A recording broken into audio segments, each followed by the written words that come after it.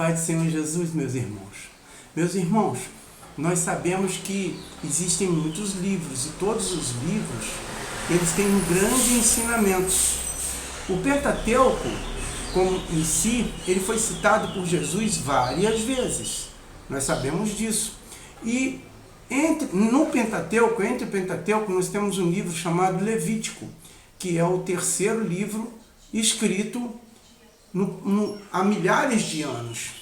E quando nós observamos Levítico, vemos que Levítico é o livro dos sacerdotes. Então, como Jesus é o sumo sacerdote, ele literalmente ele retificou todo o Pentateuco, assim como os Salmos, assim como os profetas. No capítulo 5 de Mateus, ele fala literalmente sobre a lei de Deus, né? Que aquele que cumprir o menor dos mandamentos será grande no reino dos céus, irmãos.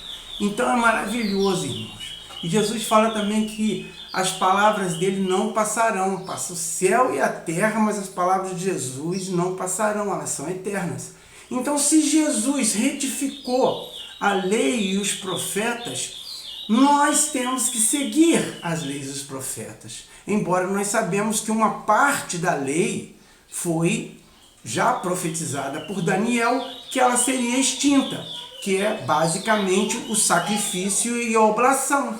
Então, as leis, que são muitas, são dezenas de leis referentes ao sacrifício de animais, essas foram abolidas, literalmente. Lá em Daniel, nas profecias de Daniel, Daniel já comenta que que na última semana das 70 semanas seria abolido o sacrifício e a oblação.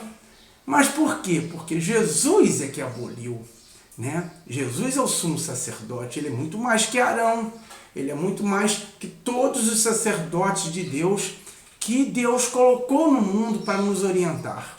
Então Jesus, ele é enviado e ungido e ele retificou a lei e os profetas.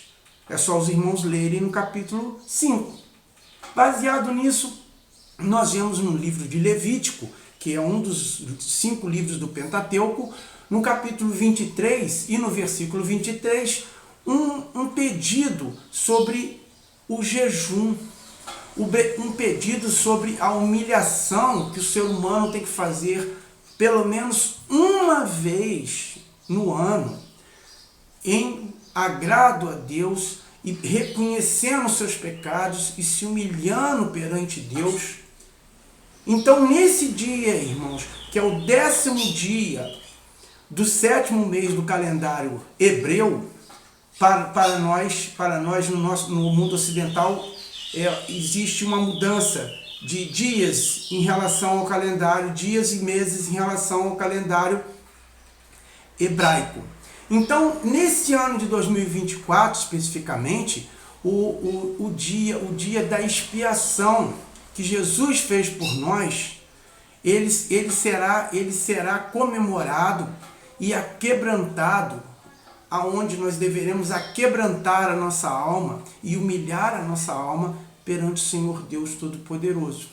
Ele vai cair no dia, na tarde do dia 11 e terminará na tarde do dia 12. Então, será de sexta-feira para sábado. Então, da tarde de sexta-feira até a tarde de sábado, nós devemos, irmãos, segundo a palavra de Deus, segundo a lei de Deus, que Deus não aboliu, que Jesus não aboliu em hipótese alguma, nós devemos quebrantar a nossa alma. E esse pedido, irmãos, é o único pedido que Deus nos faz durante o ano inteiro, a respeito do jejum e a respeito da humilhação e a respeito do reconhecimento da nossa pequenez e do reconhecimento que nós somos fracos e pecadores. Porque o próprio Senhor Jesus falou que o nosso espírito está preparado. Por quê? Porque nós nos alimentamos da palavra, nós vivemos a palavra, mas a carne, irmãos, é fraca. Então o espírito só está preparado, a carne é fraca. O que significa? Que nós somos pecadores, que volta e meia nós cometemos pecados em pensamentos, em atos e em obras, irmãos. Então é importante, irmãos, que uma vez por ano, nesse dia chamado de Yom Kippur pelos hebreus, pelos israelitas, nós devemos quebrantar também aqui no Ocidente a nossa alma. O que custa, irmãos? O que custa nós dedicarmos um dia de jejum e oração, um dia de total aquebrantamento da nossa alma em agradecimento e louvor a Deus e ao seu ungido, ao seu que foi aquele que foi enviado e ungido, o seu santo, o Salvador de Deus. Ok, irmãos? Então eu peço aos irmãos que leiam o capítulo 23, versículo 25 em diante de Levítico. Podem ler todo o capítulo que fala sobre as festas de Deus, mas leiam especialmente esse trecho e reflitam, irmãos, e literalmente meditem, irmãos, se realmente nós devemos fazer esse quebrantamento da nossa alma, para que dê tudo certo para nós.